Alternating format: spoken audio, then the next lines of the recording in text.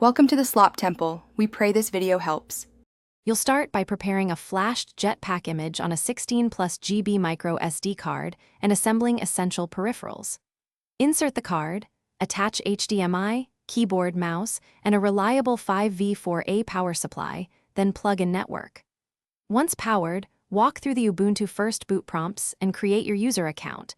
Make sure to connect to the network so you can install packages. This gets the Nano responsive and ready for software installs. Don't skip network setup, since many tools download during the next update and upgrade the OS immediately.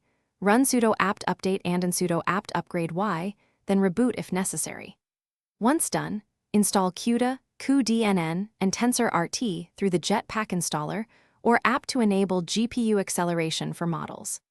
Make sure to enable SSH for headless access, create a 12 GB swap file if you plan on heavy builds, and set locale/time zone to avoid package warnings. These steps prepare the Nano for development and hardware-accelerated inference. Finally, deploy a small test project, run a TensorRT sample or a PyTorch script, and confirm the GPU and camera respond. Once verified, set power and performance with NVP model and Jetson clocks to match your workload. If you encounter issues, check DMESC for kernel errors and confirm your 5V4A supply and micro SD integrity. Many boot or peripheral failures trace back to power or corrupted images. If needed, reflash the card and retry these final steps to get back on track. Thanks for watching. Consider subscribing if we helped you.